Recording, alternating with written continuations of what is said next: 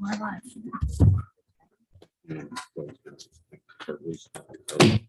We'll call this meeting of the Board of Supervisors together. I'll ask that we please rise and do the Pledge of Allegiance led by Supervisor Driscoll. And then after that, we'll have a moment of silence for former Supervisor Lou Tessier. So Ben. I pledge allegiance to the flag of the United States of America and to the republic for which it stands, one nation, under God, indivisible, with liberty and justice for all.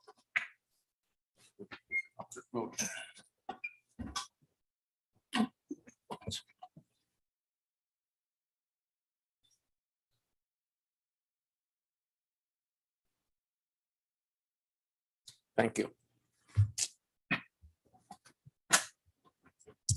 As I said, we lost Louis Tessier this past week. I know when I came in 2006, he gave us orientation that you couldn't get anywhere else except in this boardroom. So we miss him. He did many jobs and many committees for the county, and he's going to be missed, not only by Warren County, but his community and his family. So, and motion, roll call, sorry. Mr. Conover? Here. Mr. Leggett? Here. Mr. Diamond? Here. Mr. McDevitt? Here. Ms. Bramer? Mr. Bruno? Here. Mr. Driscoll? Here. Mrs. Frazier? Mr. Drossy? Here. Ms. Hogan? Mr. Dickinson? Mr. Merlino? Here. Mr. Stroud? Mr. Wild? Here. Mr. McGowan? Here. Ms. Seaver? Here. Mr. Beatty? Here. Mr. Thomas? Here. Ms. Runyon? Here. Chairman Garrity? Here. Quorum is established. Okay. First item on our agenda is motion to approve the minutes of the April 14th board meeting, subject to correction made by Supervisor Bruno, second by Supervisor Merlino. Any discussion? All those in favor signify by saying aye. Aye. Okay. Does anybody wish to comment at the beginning of our meeting? We don't have anybody from the public. Don, is there any comments on YouTube? Morning or good afternoon, Chairman Garrity. No comment on YouTube. Okay. My report, I'm going to forego to the normal board meeting, but I did attend the crime victims ceremony out front. It was very well done.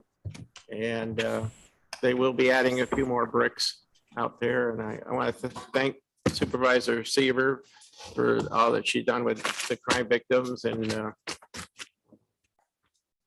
it's really important. I know we only do it once a year, but moving the bricks up here and you should spend the time to get out there and see what's been done. So thank you very much. That's my report. So I'm going to start right with Supervisor Driscoll. Do you have any report? No report at this time. Supervisor Drossy. I'll provide it the next board meeting. Okay, Supervisor Merlino. Just real quick, the summer campaign media started May 1st on the TV, social and digital. The new website was launched yesterday. It's still on the visitlakegeorge.com and a new look. And we started the search progress this week for a new tourism director, and still in progress. Supervisor Wild. Thank you, Mr. Chairman. I'll defer until the regular board meeting. Supervisor McGowan. No report, thank you. Supervisor Seaver. No report, thank you. Supervisor Beatty. I'll report to the board meeting, next board meeting. Supervisor Thomas. No report, thank you. Supervisor Runyon.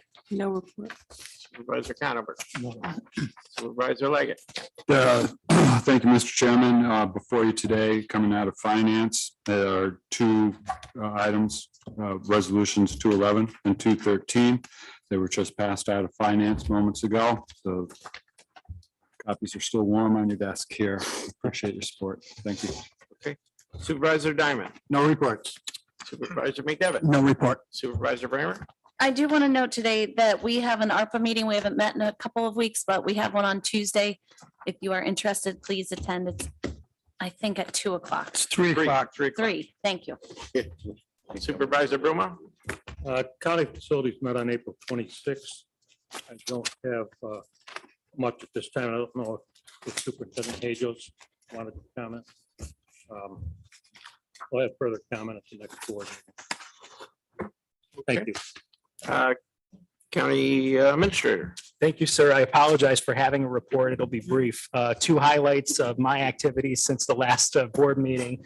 On Friday, last Friday, the crime victim ceremony I thought was excellent. Jason did a great job. I would echo the chairman's thanks to Supervisor Sieber for the idea of the bricks and everything that went into that last year. Was very, very nice. Very important that we keep those people in mind. There's nothing more important we do here than public safety, and we do it for them. And on Tuesday, this past Tuesday, I went to Marcy's retirement reception. There was somewhere in the neighborhood of 20 judges there, which shows you the kind of respect that she has and the shoes that are going to be difficult to replace. I want to thank her for a career here that's included excellent work for the public defender and also for the DA. And she's just been tremendous as a department head, all the qualities you would want in a department head. And that being said, we do have an additional resolution on for today to hopefully name Marcy's replacement, because tomorrow is her last day in county service. And finally, I want to thank Joanne Conley for 41 years with Warren County. Her final day is going to be May 26th, which happens to be her 41-year anniversary. She started here May 26th, 1981. I apologize. She's actually given us one more day. Her last day is the 27th. So 41 years in one day. Congratulations to Joanne. That is a huge, huge accomplishment. Yeah. And that's my report. Thank you. County Attorney. I have three matters I am hoping to touch on. The first matter has to do with the open meetings law. There's been a number of questions posed to my office concerning the amendments and changes to the open meetings law. I did provide every member of the Board of Supervisors with a legal opinion which attempts to summarize what the amendments are and what they are not. That would be part one. Part two would be, what, if any, actions does the board seek to take going forward to permit members to appear remotely? So I will back up and start with the three general overview points. First is the newly enacted open meeting law reflects what existed prior to COVID-19 and prior to the remote experiences that were authorized through executive order during the state of emergency in New York State. Second, there's an additional statute that's been added to the open meetings law, and it is that statute that addresses remote participation by members of a public body. Which takes me to point number three, which is that the new statute does not address or provide guidance, restrictions, otherwise on the public's ability to observe and watch proceedings of the Board of Supervisors. So the open meetings law and what's really the issue, an open issue before this board moving forward, is what, if any, actions does this board want to take regarding the ability for members to appear remotely? And under section 103A, which I called the exceptional circumstances statute because it addresses specifically the requirement for a municipality to enact written procedures by local law, if you're a county, for when and how extraordinary circumstances will be determined for individual supervisors. So there's a number of other specific requirements that are in that extraordinary circumstances statute that has now been newly enacted. But the first question is, what, if any, action does the board want to take regarding remote attendance by members? And the reason I say that's the first question is because the county is not required to take any action. From the feedback I'm getting from other municipalities, that would probably put us in a very small minority if the county did not take advantage of this ability for members to appear remotely under circumstances that the county deems to be exceptional circumstances. So I don't, I guess the second is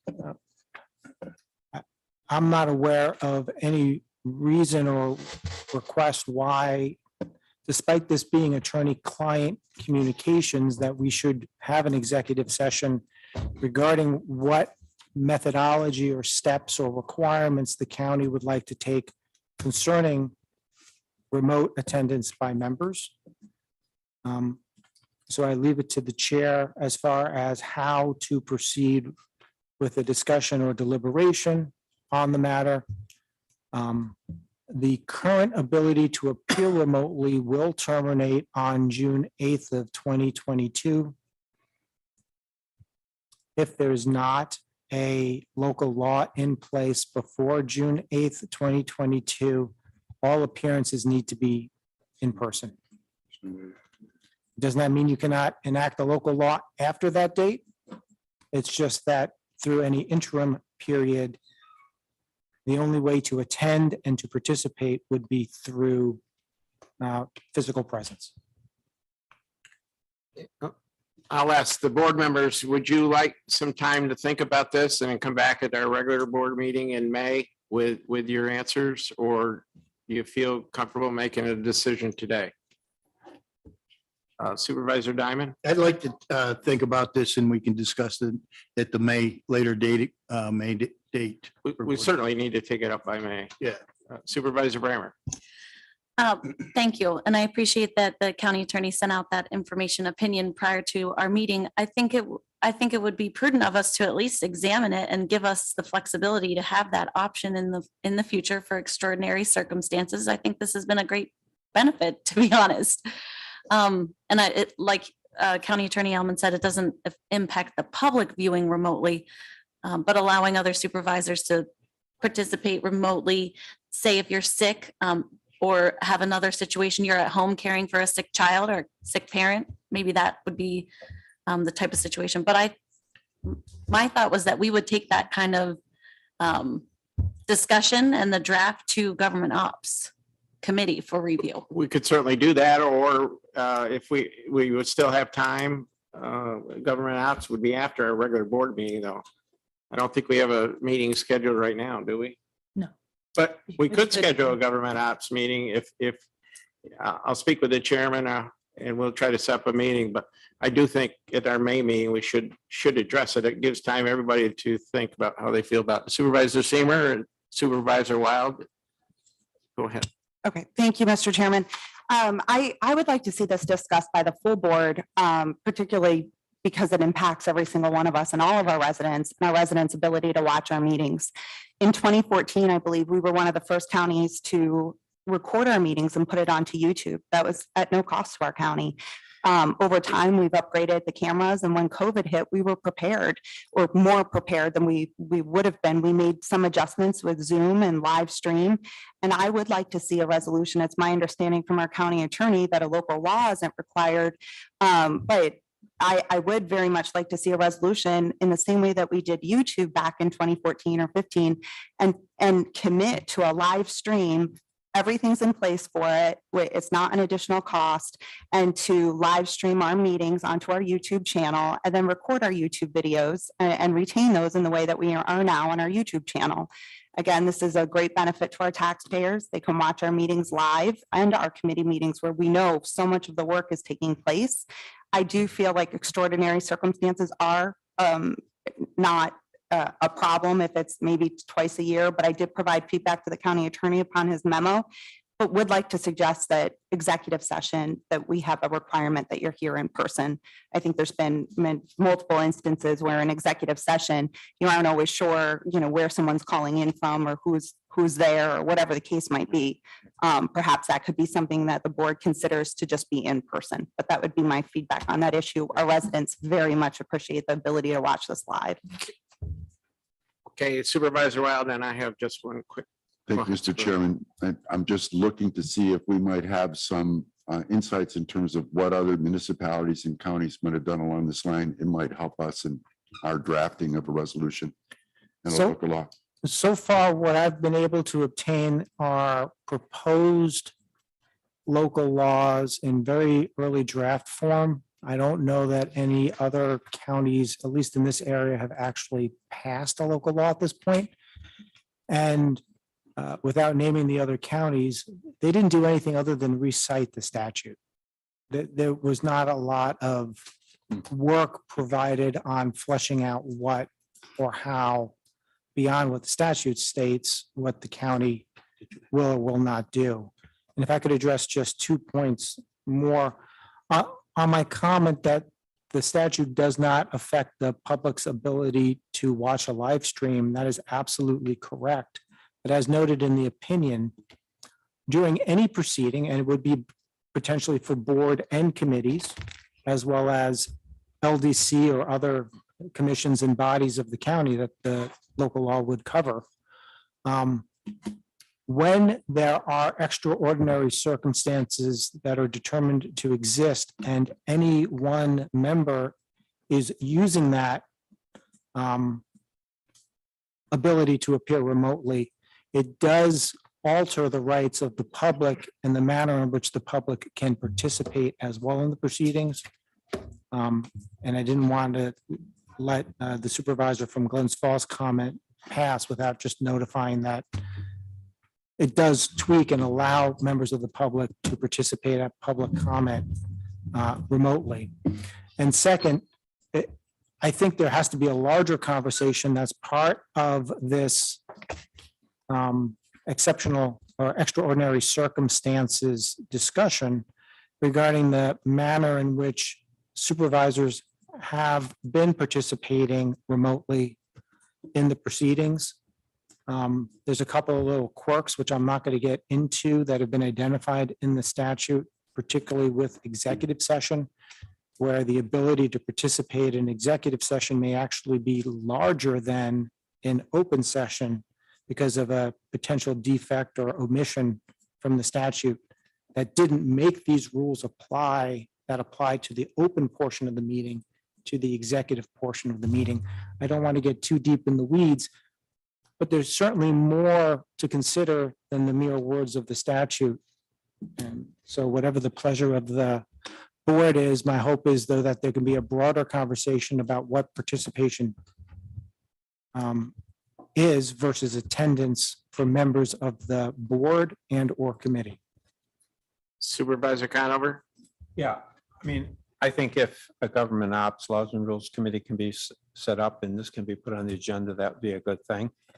Let's face it, anything that comes to the board is discussed by the board at large and has to be acted on by the board at large. It doesn't preclude any introduction or action on the part of the board, but I think it does offer an opportunity to, as a council said, to kind of get into the weeds on this at a committee level and think about this a little bit. So I would ask that you ask Chairman Strow if he would put it on the agenda, and if you will, and we can have a meeting. Let's have a meeting. Those supervisors that can attend, I may find it interesting, but either way, it's got to come to the board and it's got to be discussed at the board level anyway. Right. And would the board be okay if we brought this up at the next regular meeting and everybody had time to get the thoughts and maybe study the opinion a little bit more? Would that be all right with everybody? I know everybody's been here a long day today. We may get better. Okay. And I see that Supervisor Hogan has joined remotely, I believe. And you weren't on when we went around. Supervisor Hogan, do you have anything to report? No, thank you, Chairman. I actually was there for that, but I don't have anything to report. Thank you for the opportunity. Okay, thank you. All right. Any other discussions on that? So I think we have our path forward, government apps and then full board. Okay, reading communications.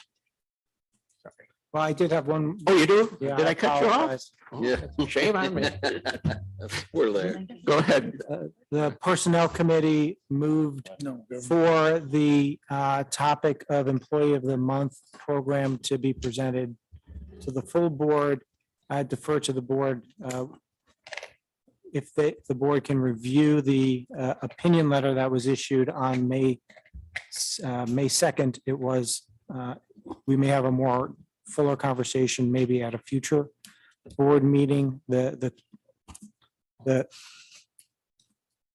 I'd rather not provide a quick summary of it because it was a very complicated area dealing with compensation.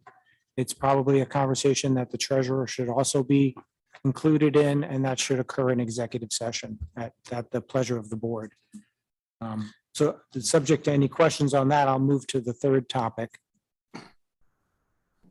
I had addressed at the last board meeting the need and desire to make sure this board is aware of 3 pending litigation matters against the county relating to the Child Victim Act from 2019. I'm reducing my 3-hour presentation down to about 5 minutes in the hopes that we could engage in executive session to have a conversation, an attorney-client conversation, but also a conversation regarding current litigation. And the matters that are going to be discussed are actually 5 matters which flow from those 3 lawsuits. It's John David Smith versus the United Methodist Church and other parties to include Warren County, Joshua Rouse versus Berkshire Farms Center for Youth and other parties, as well as Warren County, Michael Easterbrooks versus Schenectady County and other parties to include Warren County. And then 2 additional matters, which are declaratory judgment actions started by Warren County in the John David Smith matter against Continental Insurance Company and the Michael Easterbrooks matter also against CNA Financial, but more accurately Continental Insurance Company. So I'm asking whether the board would like to engage in that discussion today, okay. and if so, whether they would enter into executive session based on the discussion involving current litigation. Okay. Whether it's the pleasure of the board. Does somebody want to make a motion, go into executive session or delay this till next meeting? Supervisor Bruno, I'd like to delay it personally. I'd like to delay. delay it. Does anybody not concur with Supervisor Bruno? And this would be for the next full board meeting, Mr. Chairman? Yes. Yes? Okay, we'll move on. Larry? The only comment, and I totally respect everyone's time and the time of day that it is. There's a significant liability for which no insurance is, potential liability for which no insurance coverage is available. So at whatever time the board would like to hear more about those matters, I'll be ready to brief them. Well, if it's important, important that we discuss it today. No, whatever the pleasure of the board is fine with me. I just wanted to ensure that it's clear that at some point we're going to have a conversation about a subject matter that no one in their right mind really wants to discuss. Okay, so we'll plan next month's meeting. Supervisor Thomas, did you have your hand up? Did I miss you? No, I'm fine. Okay, Supervisor Well. Mr. Chairman, thank you. For our county attorney, is there anything time sensitive with this matter? Not on any of the litigation matters, no. Thank you. Okay. Then we'll go to reading of communications. Warren County Probation Department monthly reports for criminal and family workloads for the month of February 22. Excuse me. Warren County LDC 2021 report of accomplishments and projects. Warren County EDC 2021 report of accomplishments and projects. Minutes from the Warren County Jury Board's April 14th, 2022 annual meeting. Letter from Fitzgerald Morris Baker Firth regarding Warren Washington County IDA New York State Form RP 412A application for real property tax exemption for 407 Big Bay Road. Fitzgerald Morris Baker Firth notice of public hearing for Sun Valley Apartments LLC project. Warren County Board of Ethics standing rules and procedures for the Warren County Board of Ethics. Letter from the Forest Fire Lookout Association regarding Gore Mountain Fire Tower.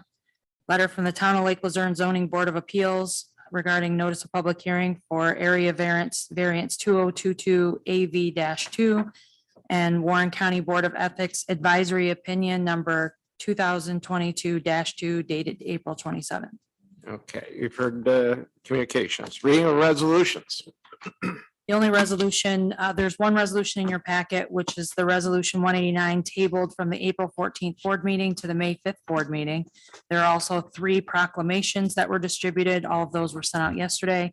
The 3 proclamations are number 22, condolences and appreciation for Louis E. Tessier, 23, National Nurses Week, and 24, Foster Care Awareness Month. There are also 4 resolutions and 4 waiving of the rules resolutions, which are all related to action taken this morning.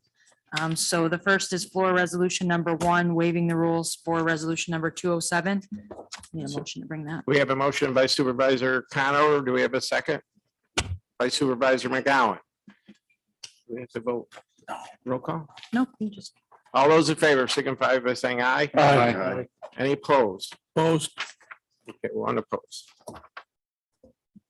okay, so floor resolution number 1 is now resolution number 206. Okay. There's also floor resolution number 2, that's waiving the rules for resolution number 209. We have a motion to waive the rules. Supervisor Conover, second by Supervisor Bruno. On a second, discussion. All those in favor of waiving the rules for 209. Aye.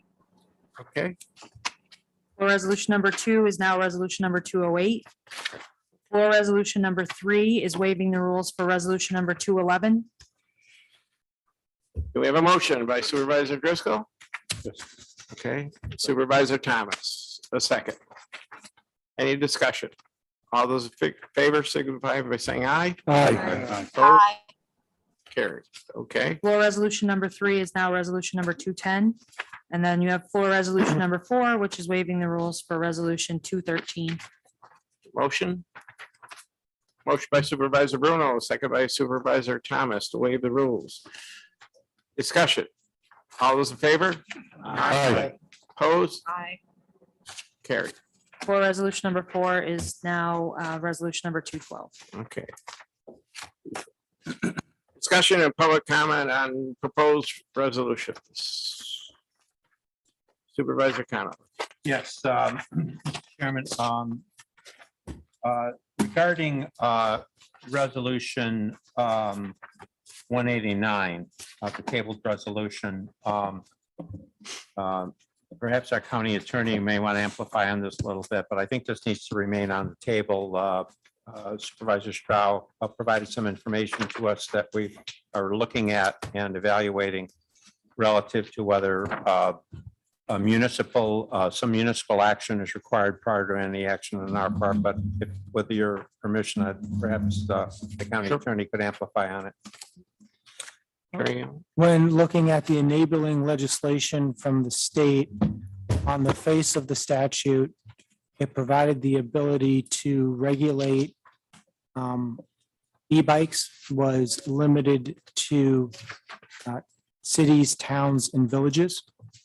There is no language in the enabling statute that authorizes counties to take any action to regulate the use of e-bikes. So the reason to table is to do a little deeper look into the enabling legislation. It also does provide the state some ability to regulate e-bikes, but there's no reference to counties in the statute. So we're going to look and review whether we need to first defer to our local municipalities where the county bike trail is located to see what, if any, action they're prepared to take regarding the use of e-bikes in their municipality. Okay, is it Supervisor Bramer? Thanks. I guess I would ask, that's interesting information from the county attorney. Before we table it, I'd like to just note that the last resolved is to perform a study monitoring safety, data collection, and report on the usage of class 1 and 2 bicycles. And I think that that is something we could still go forward with without necessarily saying whether or not we authorize, which maybe we can't even do that, such bicycles on the bike path. I think it would be important to gather that information anyway. If I could respond, I did not specifically look at that issue, but I do recall seeing language in the statute that provided the authority for municipalities to do that. And the question I cannot answer today is whether that authority is limited to cities, towns, and villages who have the authority to regulate e-bike use within their jurisdiction. But I will look at that and I can get back directly with the supervisor from Glens Falls. Okay, Supervisor McGowan. Yes, thank you. I guess my question would be we're talking individual municipalities and that's the state law, but this is a county-owned right-of-way bike trail through them all, correct? And that's my understanding that the county is the fee holder of the bikeway. Not that we'd really get any opposition, I think, from any of the towns, but I agree with really, if it's possible for this study to at least take place so we can get a better grasp that would help the municipalities in making their decision too, that the bike trail happens to be in. So, it's going to be tough for them to make a decision without any data to back up their decisions. If I could. I mean, am I Yeah, making sure. sense here? You don't have to. I guess my only suggestion, because I don't have a position, is that the municipalities would need information for their entire municipality of the effect of e-bikes, not just the bikeway. And the recommendation to hold off is a liability recommendation, because if the county has no authority to regulate or permit the use of e-bikes, and the county passes a resolution authorizing their use on the bikeway, and there's an accident on the bikeway, or going to the bikeway, or coming from the bikeway, it's not even a question of negligence on the county's part regarding negligent maintenance of the property. It's almost like, arguably, it's more of a creating a public nuisance because you had no authority to regulate e-bikes, but you did, and therefore you drew people out on e-bikes. And I'm not going to say it's a strict liability. I can't go that deep on an analysis on short information. But the concern is significant if the county does not have statutory authority to regulate e-bikes, and it's reserved specifically for municipalities. Supervisor Brady. Thank you, Mr. Chairman. It looks like to me, we're looking for a regulation. We don't have the authority to make their own decision. So that's what I just heard. Now, maybe I didn't hear it correctly, but if we don't have the authority to regulate, okay, and each town has that authority to regulate, maybe for another time, but what if one town says you can have these and one town says you can't, and they're connected? Are the people supposed to say, okay, I can go in Glens Falls, I can't go in Queensbury, but I can go in Lake George, and then I can skip 2 towns? And I mean, this becomes rather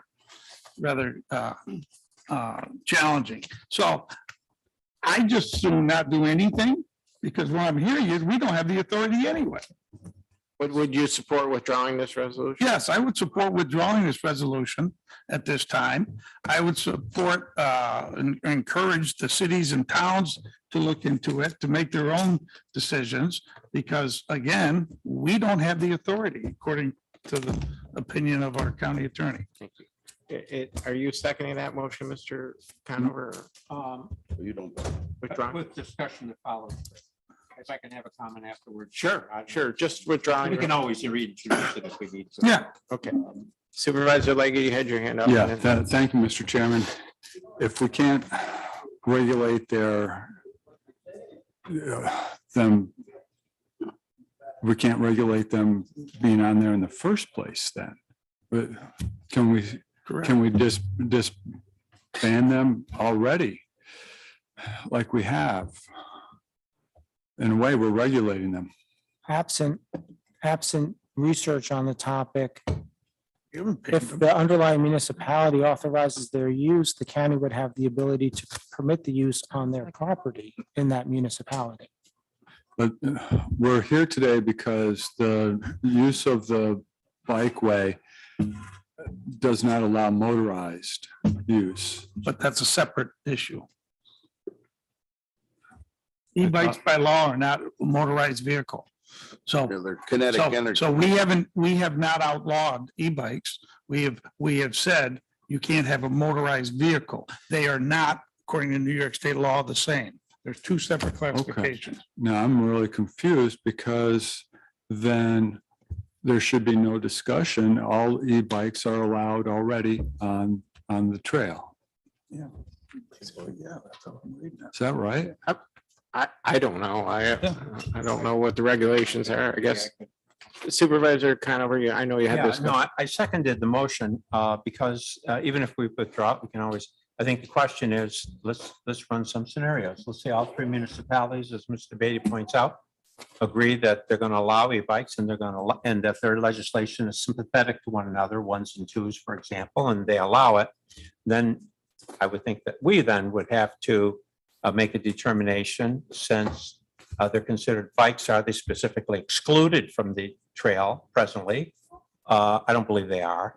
Or do we want to allow, or do we need to allow that use on our property? That's a different question than whether they're going to be permitted within the municipality at all. And I think what the attorney, what our counselor is saying, and you can correct me if I'm wrong, is that unless and until such time as the municipality provides for that, well, we do not have the authority ourselves to provide that author, that requirement. And I think that We're going to lose it for them. so that's why I think withdrawing it at this moment is fine. I think it's better than tabling it, because this table, it might linger for some months now. We don't know. We withdraw it, we can always reintroduce it. Should all three municipalities agree to want this?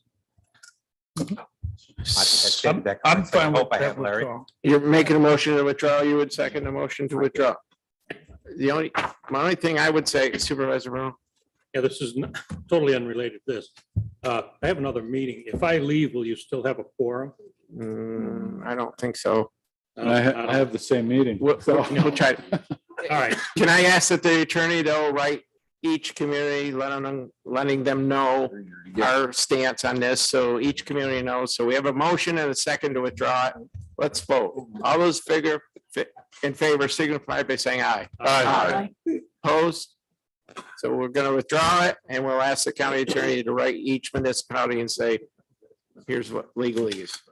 Okay, any other discussion on resolutions? All right. I guess we, roll call votes. Anybody want a roll call vote?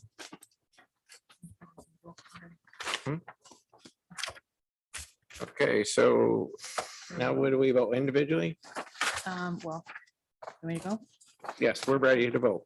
Resolution 207, amending the table of organization and Warren County salary and compensation plan. Mr. Driscoll, Yes. Mr. Drossy, Yes. Ms. Hogan,